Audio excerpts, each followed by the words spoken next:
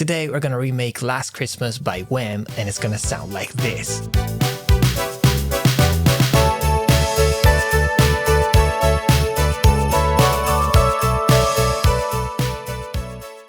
Alright guys, my name is Badhabit. Welcome to the Christmas special, because today we're gonna break down and remake one of the biggest songs ever written, Last Christmas by Wham. Every year as December kicks in, it jumps back to the top of the charts, because in my opinion, it's by far the best Christmas song ever made. But I'm curious to hear from you in the comments. What's your favorite Christmas song? Let me know. So what is it making this song so timeless? And what can we learn from a song that was produced in 1984? The song has been written and produced by George Michael alone. Incredible singer, incredible songwriter, and as you will see, actually an incredible producer, because we're gonna go through some very interesting techniques that are still relevant today and that you should learn if you really want to upgrade your tracks from average to pro and hopefully to timeless like this one. So if you're excited about this video, drop a like right now and let's dive into this. So my main goal for this breakdown is to use as many real instruments as possible. So we're definitely gonna use my Juno, which was a big part of this song. And also for processing all of the instruments, I'm only gonna try to use plugins that emulate gear that was available back in 1984. So we're gonna start from the drums, and it's well documented that for this song, George Michael used a Lindrum drum machine. It's been used in countless records, especially from the 80s, but it's still being used today. And unfortunately, I don't have a Lindrum because finding one in good state right now is very, very difficult. They're very rare and super expensive, something like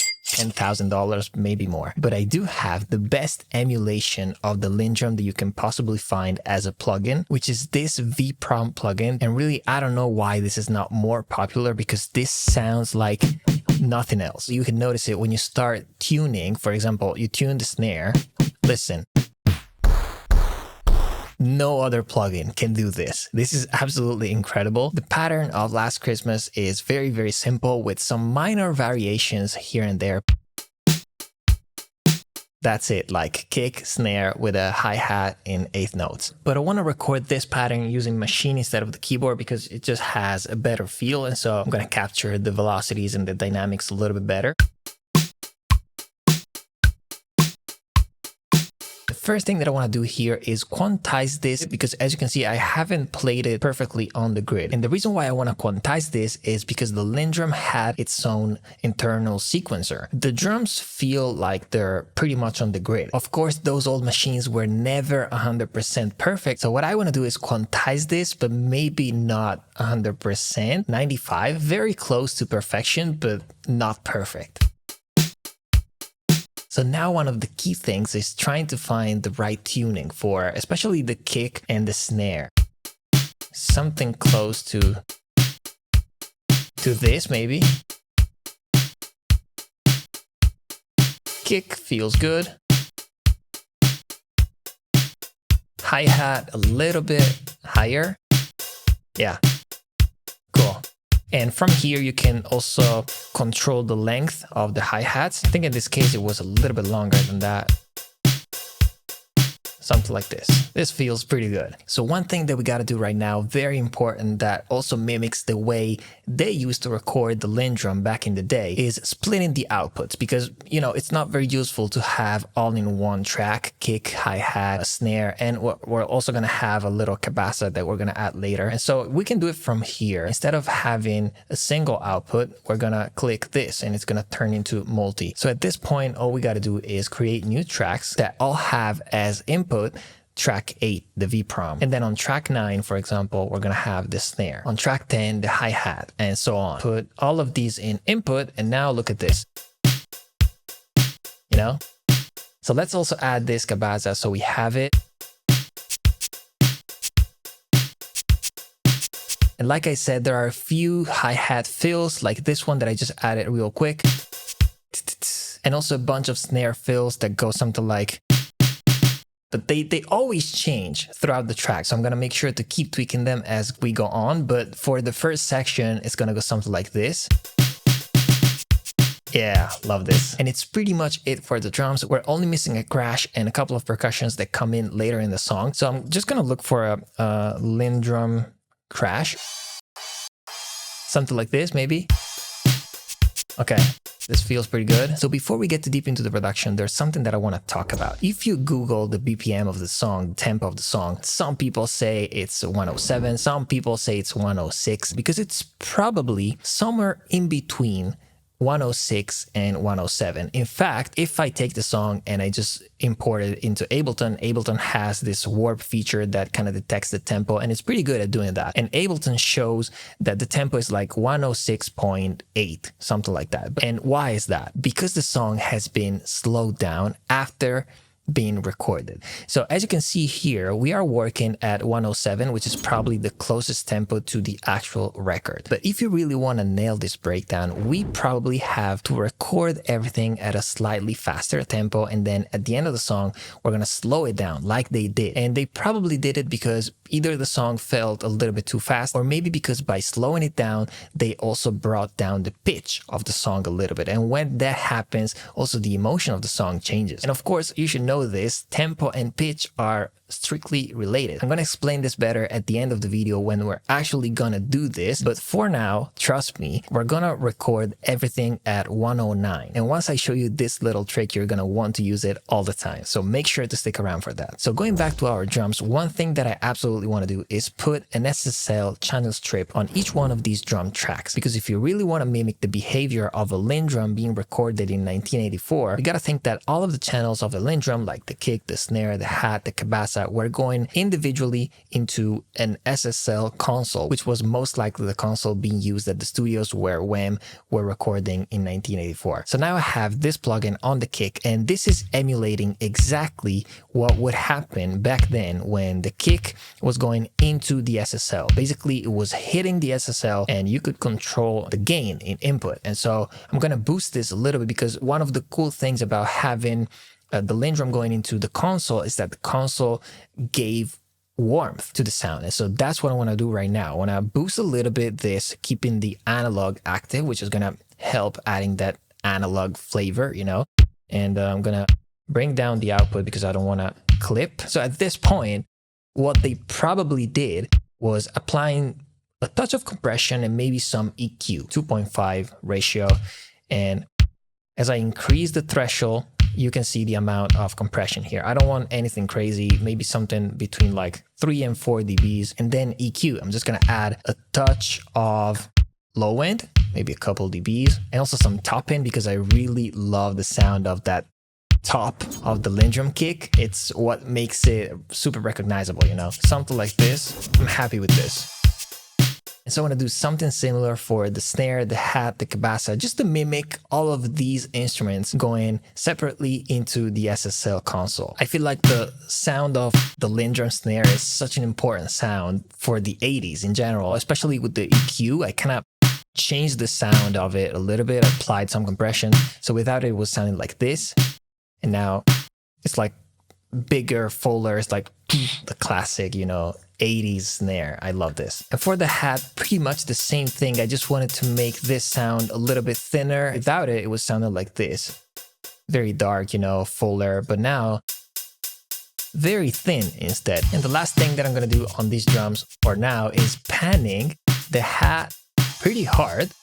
It's really panned to the right, and the cabasa instead to the left. We're gonna come back to the drums later towards the end of the video to process them all together. But now we're ready to move on to the next element of the song, which is the bass. And the bass, like the drums, sounds like it's always doing the same thing. It's very repetitive, but like the drums, we have a few bass licks here and there changing throughout the song. So like I did for the drums, I'm just gonna put down a very basic loop for the bass, and then we're gonna fill in all of the bass licks. And also for now, I'm just gonna use a temp bass using the plugin, just also to show you that if you wanted to, you could just make this song only by using plugins. You don't really need the real instruments. But since I have a real Juno from 1983 actually, and I have a bass, I'm gonna play the real instruments and we're gonna replace the plugins as we go on. But for now, just to show you, I'm gonna use this Modo Bass 2, which I just purchased with, you know, Black Friday. I wanna use a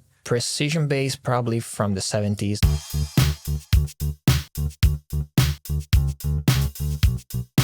It's basically 8 notes. This one, I really haven't played it right. Let's do these a little bit better. Cool, so we have the bass. We're gonna add those variations and licks later when I play the real bass, but now we can move on to the main thing, like the main sound that everybody knows, the Juno sound that plays the chorus of the song. So let's do that. I have plenty of Juno plugins. Honestly, we can go for any of them. I'm gonna go for the Arturia one, but you know, they pretty much all do the same thing. The Tal, Roland Cloud, the Arturia one, like they're all very, very good. So believe it or not, the sound that George Michael used when he wrote the song was most likely the first sound in the Juno. The Juno came with, you know, a bunch of sounds in it, a bunch of presets, and the first preset, it is probably still today the most used sound coming from the Juno. You all know the story, right? Like he went upstairs one night and just like he came back 30 minutes later with the song written, and most likely he just went for the very first preset of the Juno and start playing the chords. Strings 1, and you're gonna notice that if I play this without even touching the sound, it sounds like the actual record. He probably tweaked the sound a little bit, but this was definitely the sound that he started from. So the sound of the intro is actually a little bit shorter than this one. So what I want to do is close this filter a little bit. Okay, so less release, some resonance maybe. Exactly. And then you'll see that when we go into the chorus, another sound is gonna come in a little bit longer, you know, that's gonna just increase the energy and the emotion of the song. It sounds to me like we also have a little bit of sub-octave. Not that much, of course, like, but maybe something like this, just to make the sound a little bit fuller, you know? Yeah, I think this is cool. Some noise. This is pretty close. And then you're gonna see later when we make the sound with the Juno, I'm expecting that if I just take all of these settings and I put them on the actual machine, it's still gonna sound a little bit different. But for now, this is good. Oh, and maybe last thing, chorus 2 works better than chorus 1 here. Okay, it's time to record this, but before I record, I want to show you the actual chords. Even though the chords are very simple, the chords that the Juno is playing are not the full chords. We start with the D in the bass. The bass is playing a D, but the Juno is not playing that D. The Juno is actually playing an A major chord. So technically it would be an A over a D. But what he does is this. He goes from this A to this. And as you can see, I'm playing it with two hands because the A always plays in 8 notes, and then the bass changes to a B, but we keep doing the same thing here. And with the third chord, also the right hand changes. Now we have this. And for the last one, we go to this. As you can see, it's always the same pattern, just adapting to the chords. This feels so timeless. I love this. I love this. And you can actually see in a lot of songs that came out in the last year and a half, especially like Jack Antonoff is using a lot these kind of voicings and this way of playing the Juno actually. So, you know, it's still relevant today. Now, when we play it all together, it sounds like this. Oh yeah. Now it's starting to sound like the actual record. And guys, I just wanted to remind you that the holiday sales are now live on my store. All of my sample packs, my mix and master course, my production course, only till the end of the holidays. So if you're interested, the link is down in the description. One thing that's definitely missing on this synth, and actually now that I think of it, also on the snare, is a big reverb. And so again, trying to mimic the sound of how the reverb would have been applied back then, we gotta make sure that we apply it in send and not as an insert. So I'm not just gonna put the reverb plugin here on the track, but instead I want to create a new return track. You can put the reverb on this track and send it to as many tracks as you want in your session. I'm gonna go for a reverb that's definitely very 80s, the Lexicon. Actually 2 different reverbs, one for the snare and one for probably all of the synths. Okay. And I want to do the same thing on snare, but using the other reverb. Listen to this. Listen how it becomes 80s immediately. I love this. Guys, that's it for the intro. It's a pretty simple song. As we go into the chorus though, a couple more layers come in. So what I'm gonna do is just copy paste this intro into the chorus, and then we're gonna start adding to that. And the first thing that I wanna add is another synth, playing the exact same part as this Juno, but with like a bigger sound, with a longer sound, with a longer tail that just makes the chorus feel bigger and more emotional. To my ears, this synth that comes in the chorus doesn't really sound like a Juno. I mean, it could be a Juno, maybe a Juno that went through some EQing, but it sounds to me more like an OBX, you know, like an Oberheim. There's something greedier about that synth that comes in the chorus that reminds me of like the OBX for some reason. And online, everybody says George Michael only used the Juno for this song. And we know that when he wrote it on the Juno keyboard. That's for sure. But we don't really know when they went to the studio and like they started, you know, adding overdubs and stuff like that. They may have also used different synths to make maybe the chorus feel bigger. I have a new Oberheim plugin that I purchased not long ago, but I really love these plugins, and they're from GeForce. And we're gonna search for a patch that sounds like the classic Oberheim, a little bit angrier than a Juno. This is detuned a little bit too much.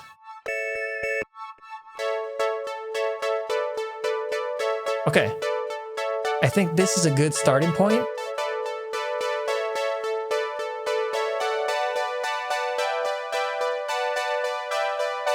You can definitely hear how the energy changes between the intro, where George is not singing, and then okay. And as always, all the plugins that I'm using are linked down in the description, so make sure to check it out. I'm gonna send the same reverb of the other synth also to this one. But we also have another new layer coming in the chorus. It's an organ sound coming again from the Juno that just plays single notes, like a drone, you know, something to really build the atmosphere. And it's most likely just the organ 1 preset. Something like this, you know? And finally, for the second part of the chorus, we get to the other thing that really makes this song super recognizable. And I'm talking about the bell melody. Some people say it's the Juno, some people say it's the DX7 from Yamaha that's very well known for its bell sounds. But to me, to my ear, it's a combination of the two. It's the Juno layered with the DX7 playing exactly the same thing. I want to try to keep using different plugins for the Juno. I have so many, and I want to show you that these are all amazing. This is from Softtube. It's very, very well done. Also the interface, I love it. It looks vintage.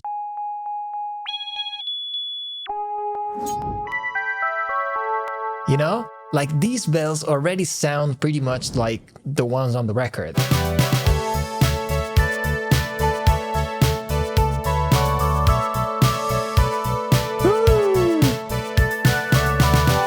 Oh, I love this. It's Christmas, baby. I just copied the same exact MIDI, and I'm using this plugin, which is called Dexit. This is free, by the way, and it's the best emulation of the DX7. This has no tail, but first we're gonna put it through a reverb, and second, this is gonna be layered. So can you hear it? Like when you listen to them together, you can definitely hear that the purpose of this sound is just giving that defined transient of the bells. So that's something that I really encourage you guys to do today. Like this is something that they've done in 1984, but this is a technique that I use all the time. Layering sounds that really complement each other. Okay, so now it feels bigger, and I also boosted it a little bit here in the high end.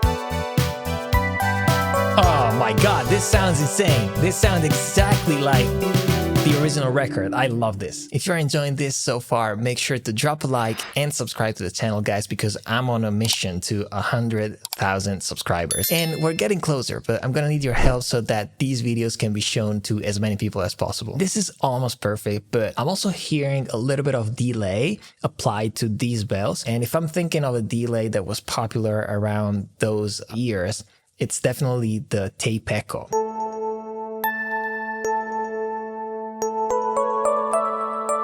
This is pretty good. It's almost time to record the actual thing. But before we do that, we're missing one little percussion that comes in. The classic Sleigh Bells. That percussion that really puts you in Christmas vibe immediately. They most likely have recorded real sleigh bells, but we have like so many samples.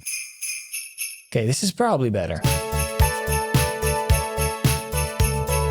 Yeah! To make sure that we have the real feeling of someone playing it, I wanted to play it in with the keyboard. So as you can see, we have some variations in the velocities. To make it sound more real, I added the same delay that we added on the bells. And now with this delay, instead of sounding robotic and like, it sounds a little bit more like,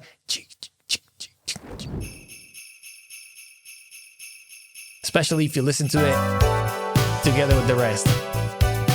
Oh yeah, I love this. Oh, and actually off topic, but I remember someone leaving a comment on one of my older videos saying that I look like Andrew Ridgeley from Wham when he was young, of course, but like, do you see it? All right, guys, it's finally time to record the real instruments, and I'm gonna start from the real bass because that's very, very easy, and then we're gonna move on to the Juno. All right, I'm not a great bass player, but this part is really, really simple. And also one interesting thing that I just noticed is that the bass sounds real, but the performance sounds kind of looped. It doesn't sound like each note is different from the previous one. It actually sounds to me like they recorded one note and looped it. And then of course we have like those little licks that happen every now and then, but I think that's what I'm gonna do because that's what it sounds like to me.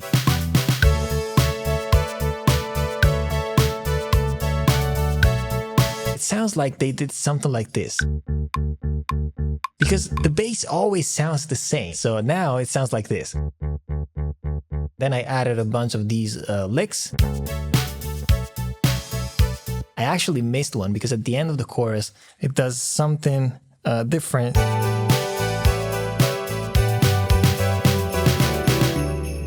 All right, we're ready to record the real Juno. All right, so here I have my 1983 Roland Juno, and now I'm gonna try to recreate approximately the same patch that we had with the plugin, just by using the same settings, and then we'll see how close we can get. And the cool thing is that I can send the MIDI directly from my computer to the Juno, just by using this little thing up here. All right, so let's send this MIDI and keep it in play. So this way I can start playing with the parameters. And the very first thing that I'm gonna do is start from preset 11. That already sounds pretty close, but now let's start playing with especially the filter and the envelope. Let's close this and open this, a little bit of resonance, and now let's start shaping this envelope. Sustain, pretty short.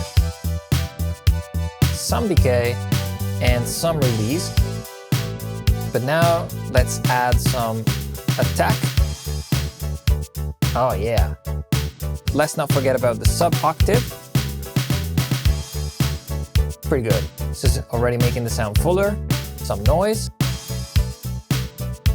And the high pass filter, I think sounds pretty good this way. Some adjustments here to the envelope, and of course, chorus 2.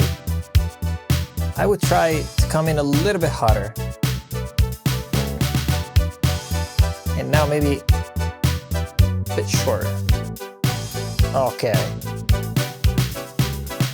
We can record it now, and then we can move on to the next sound.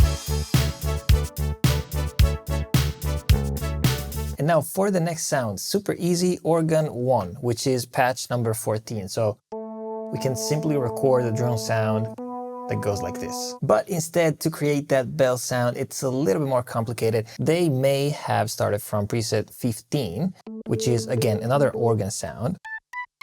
But if we want to get that bell sound, we got to make sure that we're in envelope mode. There's no sound because now we got to shape this envelope. Oh, okay.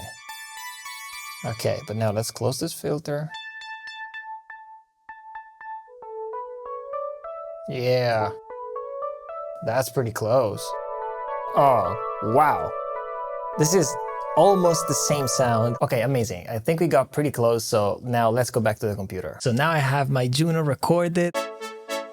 You know, this is coming from the real thing. And if you listen to the plugin, this was the plugin.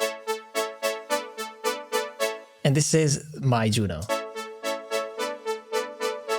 I would say that the plugin definitely sounds a little bit brighter, and it makes sense because these plugins are made to be working for today's industry, and music today is just brighter. Anyway, only two things are missing at this point. One, we're gonna try to simulate all of these instruments going into a tape. And most likely from the SSL console, they were going into a Studer. I have the plugin that, of course, emulates the Studer. Instead of sending each single track into the Studer, I just want to have a little bit of that, warmth that the tape was giving back in the day. And so what I want to do is apply the Studer only to the group. So for example, I'm going to take the drums. I just want to add a little bit of that feeling that the tape was giving, like softening the transients a little bit. We don't want to hear the saturation in this case.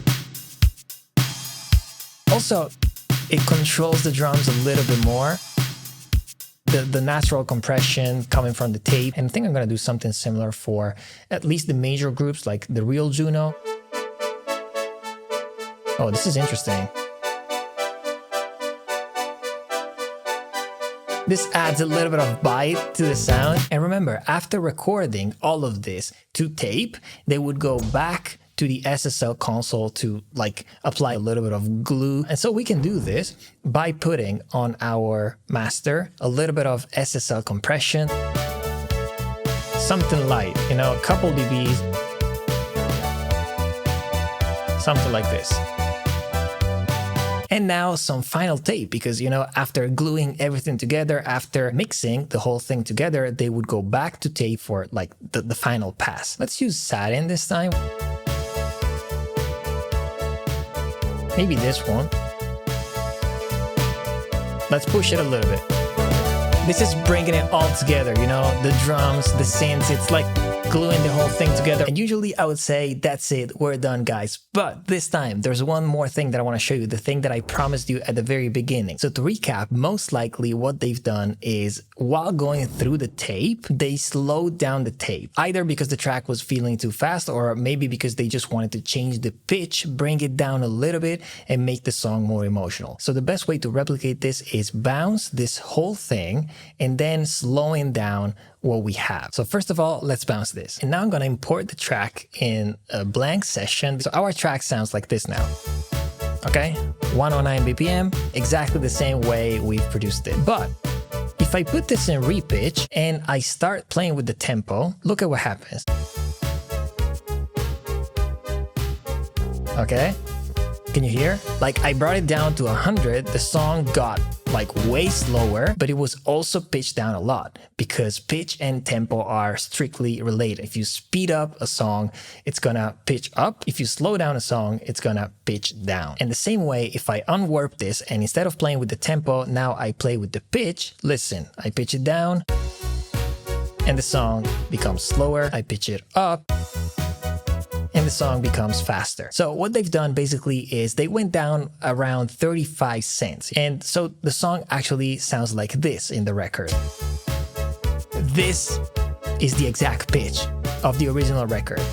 But, by going down, we also slowed it down, and you can notice it because now if I zoom in, the song is not on the grid anymore. The actual tempo of the song now is between 106 and 107, like we said in the beginning. So is the key, because the key is not D major anymore, but it's somewhere in between D major and C sharp major. And you're going to see that if I bring the track down to 107, it almost starts to line up, it's almost perfect, but as you go on, you're gonna notice that it starts shifting because it's actually 106 point something, 0.8. It can be confusing if you've never played with pitch and tempo before, but once you understand it, it's very logical. This is something that you will see in countless songs from the 80s. Like, for example, the first one that comes to mind is Everybody Wants to Rule the World, because it's probably been sped up in that case. And most of the times they were being sped up because they needed to go to radio, and the song probably felt a little bit slow for the radio. And so when going into the tape, they just sped up the tape a little bit. I hope that you learned something new. I hope this was helpful, because now